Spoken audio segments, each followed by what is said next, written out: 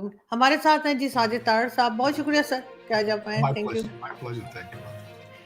Sir. आज दो तीन खबरें हैं। जो अमेरिका के एनवॉय हैं वो इंडिया तो जा रहे हैं अफगानिस्तान पे बात करने, लेकिन पाकिस्तान नहीं आ रहे। पाकिस्तान अफगानिस्तान की जो टेंशन चल रही है वो आपको मालूम ही है। तकरीबन 2000 के करीब इंडियन डॉक्टर्स जो हैं वो यूके जाएंगे। इसी तरह की मजीद न्यूज जो है वो चल रही है। यहाँ पे क्या कहेंगे? कि आपने कहा है कि भारत से 2000 डॉक्टर जो है वो यूके जाएंगे। वहां का जो नेशनल हेल्थ सिस्टम है उनका एनएचएस वो बिल्कुल तबाही के धाने पर है। 1947 के अंदर एक एक्ट के जरिए ये काम में लाया गया था वहां पर, और आज बिल्कुल काम नहीं कर रहा। उसकी सबसे बड़ी वजह यह है कि डॉक्टरों की तनख्वाहें ठीक नहीं है और वहां पे लोकल डॉक्टर बन ही नहीं रहे, लोग जा ही नहीं रहे, डॉक्टर नहीं बन। दूसरा, सिस्टम इस तरीके से कोलैप्स कर रहा है कि हर 8 में से एक आदमी जो है वो इंतजार कर रहा है डॉक्टर को मिलने के लिए, और वहां पे एक एक महीने का इंतजार करना होता है, मरीजों को करना पड़ता है डॉक्टरों के लिए। दूसरा, जो इस वक्त 2 लाख से ज्यादा लोग जिनको जिंदगी बचाने के लिए सख्त सर्जरी या ऐसी चीजों को का इलाज उनको चाहिए, लेकिन उनको डॉक्टर मुयसर नहीं है। 2000 भारतीय डॉक्टर जाके तो रेस्क्यू करेंगे उनको। अब यहाँ ये बताना चाहूंगा, 1 लाख से ज्यादा वर्कर इस वक्त इजराइल में जा रहे हैं। और देखा जाए तो फिर आप खुद ही अंदाजा लगा लें कि एक तो वह पढ़े लिखे लोग हैं वहां पे, और दूसरा बाहर जाएंगे तो वो टेक्नोक्रेट बनेंगे, वो डायस्पोरा नहीं बनेंगे, वो मजबूरी बन जाएंगे उन कौमों की जहां जाके वो काम करेंगे। तीसरा, इस वक्त और चीज जो सामने आ रही है कि भारत असला बना बना के अफ्रीका में और गयाना में बेच रहा है। गयाना ने आज 2 जहाज खरीदे भारतीय निजात, भारतीय बने हुए। अब उसके साथ ये जो खास कर देखने वाली बात आ रही है कि जब भी डिफेंस कॉन्ट्रैक्ट किया जाता है तो फिर वो आपके साथ परमानेंट रिलेशनशिप बन जाते हैं, तो इससे भारत का इन्फ्लुएंस बढ़ेगा। लेकिन इस वक्त अगर देखा जाए तो ये सारा कारोबार अमेरिका का था। अमेरिका ये डिफेंस के अपने हथियार और जहाज बना के बेचता था। अब अमेरिका इसको किस तरीके से लेगा, ये अब सोचने वाली बात है। ये इतना आसान नहीं है कि इनको ये हजम हो जाए। इस वक्त अगर देखा जाए तो भारत अमेरिका का असला जो है वो बहुत महंगा होता है, इसलिए ज्यादातर कंट्रीज अफोर्ड नहीं कर पाते। और दूसरा, अफ्रीका में जो असला पहले रशिया बेचता था, यूक्रेन की जंग के बाद वहां एक वैक्यूम क्रिएट हुआ, भारत ने उसको फिल करने की कोशिश की। बल्कि यहां तक कि अफ्रीकन कंट्रीज में जितने मिलिट्री अटैशेज थे भारत के एम्बेसियों में, उनको बुला के ट्रेन किया गया, और अब वहां पे असला बिकेगा भारत का, और भारत का इन्फ्लुएंस जाहिर उसको बढ़ेगा। जो चाइना और अमेरिका उसको अब देखें किस तरह रिसीव करता है, ये एक नई क्वेश्चन है। अब इससे ज्यादा जो परेशानी की बात आपने खुद जो शुरू में कह दी है कि थॉमस वेस्ट जो कि प्रेसिडेंशियल एनवॉय हैं, वो अफगानिस्तान का मसला हल करने के लिए 2 ममालिक में जा रहे हैं, एक भारत है, दूसरा यूएई। तो भाई हमने सारा कंट्री जला दिया था इस मुल्क के लिए, हमें पूछ ही नहीं रहे। हमें असल प्रॉब्लम तो हम है, असल प्रॉब्लम किसे नहीं मिल रहा। आरजू, हमें तबाही अफगानियों ने किया है भाई, हमें तबाह करके रख दिया उन्होंने। हीरोइन को और कलाशनकोव कल्चर और सुइसाइड बॉम्बिंग में हमें तबाह ही इन्होंने किया है, और हमें पूछ ही नहीं रहा कोई। हाँ, इसमें एक जरूर बात है, क्यों जा रहे हैं भाईजान जो है थॉमस वेस्ट वहां पे, वो भी इंटरेस्टिंग है, क्योंकि अफगानियों को खाने के लिए गंदम तो दे रहा है भारत। 47,000 टन गंदम उन्होंने वहां पे उनको भेजी थी जब उनके बुरे हालात थे। 200 टन के करीब उन्होंने मेडिकल इक्विपमेंट और मेडिकल दवाइयां वगैरह भेजी थी। उसके बाद 1 महीना पहले इंडियन डेलीगेशन ने जाके अमीर खान जो उनके फॉरेन मिनिस्टर हैं उनसे जाके मुलाकात की, उनसे डिस्कस किया गया अफगानिस्तान के हालात। और तीसरा, इस वक्त अफगानिस्तान के जो लोग हैं, एक तो आपके अंदर घुस घुस के मार रहे हैं टीटीपी वाले, इसमें कोई शक नहीं, लेकिन आपने जो उनके अंदर जाके हमला किया है उसके रिटेलिएशन में उनकी धमकियां आनी शुरू हो चुकी हैं। मैं तो वो कुछ अल्फाज इस्तेमाल भी नहीं करना चाहता वो जो उन्होंने इस्तेमाल किए हैं। वहां से उनके एक मिनिस्टर भाईजान ने कह दिया है कि अब हम पाकिस्तानी फौज के खिलाफ जंग लड़ेंगे, और वो 1971 को अब अंदाजा लगा कि जो लौंडे लपाड़े हमने तैयार किए थे वो अब हमें ही धमकियां दे रहे हैं। अंदाजा लगा, हमने पूरा कंट्री तबाह कर दिया है। खैर उससे हमने पैसे भी बहुत बनाए, ऐसी भी बात नहीं है कि हमने हम्म। सिर्फ तबाही की है। हमने लंदन और दुबई में बड़े बड़े प्लाजे बनाए भाईजान। हम ये ना हमें कुछ समझे कि हम बेवकूफ हैं और हमने सिर्फ ऐसे मोहब्बत में ही सारा कुछ कर लिया। पैसे हमने अफगान मुहाजिरीन पे भी बहुत बनाए हैं, हमने भी डॉलर बनाए हैं। अगर कुछ समझे ना कि हम मुफ्त में बैठे रहे हैं, इनको सिर्फ हमने मुल्क फ्री में दे दिया, ऐसी बात नहीं है। हमने पैसा बहुत बनाया, पाकिस्तान में नहीं बनाया तो क्या फर्क पड़ता है भाई। जो दुबई में प्रॉपर्टियां वो भी तो पाकिस्तानियों की हैं, क्या फर्क पड़ता है। लेकिन हमने खुल के उस पर हमने वारदात डाली, डॉलर बनाए, और आज जो है अब वही टीटीपी के जो बच्चे हैं वो हमें गालियां भी दे रहे, धमकियां भी दे रहे, कह रहे घुस के मारेंगे। चले मर्जी यार, देखिए आने वाले दिन क्या बताते हैं।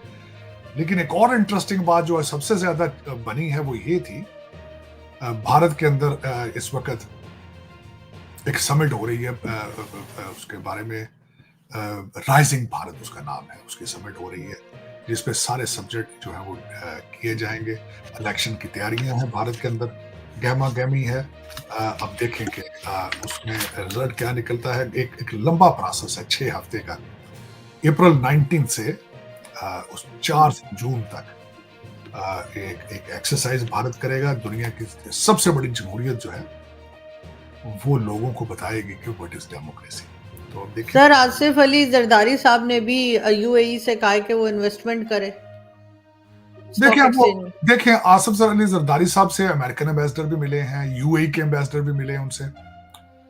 लेकिन अब जो वो है वो अब आप इन्वेस्टमेंट नहीं करते, वो कहते भाई हमें बेचो चीजें और हम लोग खुद आके उसकी निगरानी भी करेंगे। अब आपके साथ वो जो पुराने प्यार मोहब्बत वाली बातें ना वो नहीं कर रहे हैं आजकल। ना सऊदी अरेबिया कर रहा है, ना यूएई कर रहा है। बल्कि आरजू मैं अभी यूएई से इस हफ्ता पहले 2 हफ्ते पहले होके आया था। मैंने जो खुद अपनी आंखों से चीज देखी, यूएई को चलाने वाले भी सारे भारतीय थे। यूएई को सारा खलीज, जो खलीज जिसको कहते हैं ना गल्फ स्टेट्स, मेजॉरिटी जिन लोगों को देखा साउथ इंडियन थे।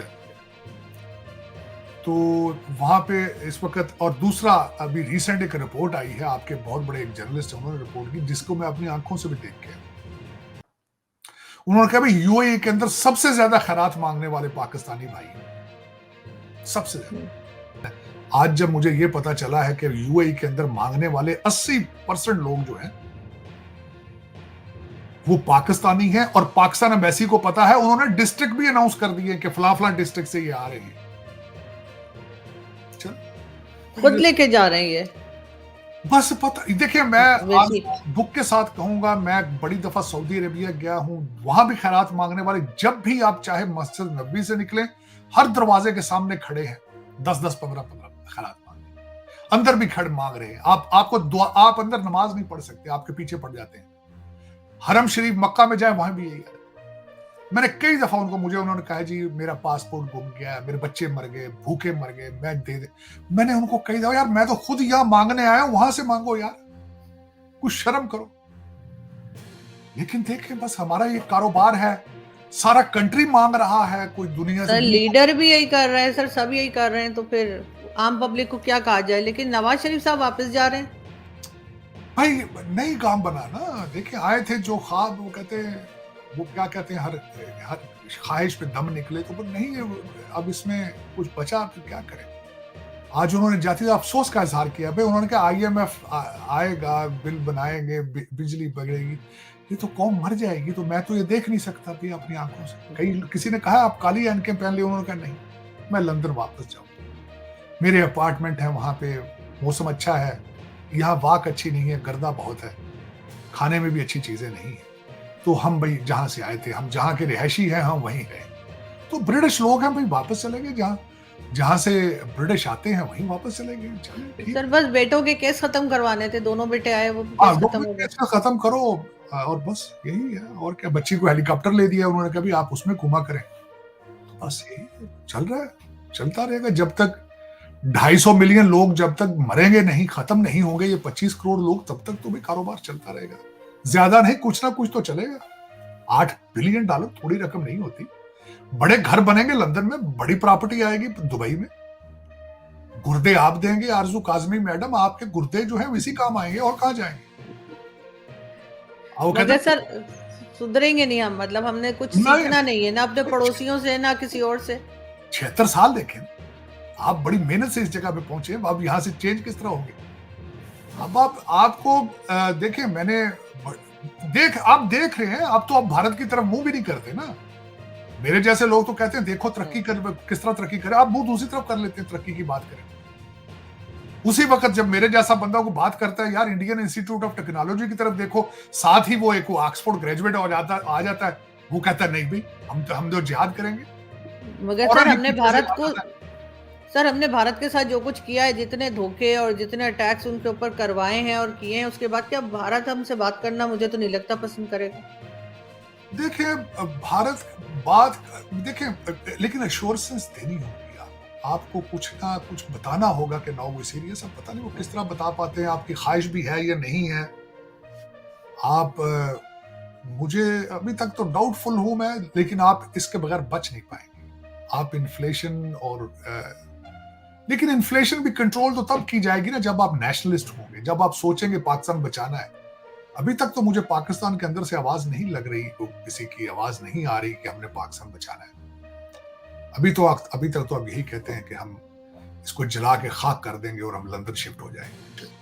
सर आईएमएफ के जरिए कितने दिन चल पाएंगे ये, इसलिए कि अभी तो बड़ी खुशियां मनाई जा रही हैं, मुबारकबादें दी जा रही हैं, सब कह रहे हैं जी हालात ठीक होने जा रहे हैं। आईएमएफ के पैसे पाकिस्तान पहुंचेंगे तो आपका कुछ होगा ना भाई।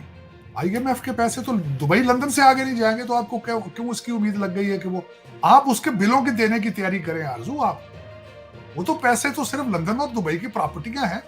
बच्चे बैठे हैं यार, इनकी ट्यूशन फीसें कौन देगा? गर्मियां आ रही हैं, उन्होंने कपड़े लेने हैं, बच्चियों ने सूट लेने हैं अपने। तो आप किस चक्कर में पड़ गए कि आप 8 बिलियन आपको दिया जाएगा?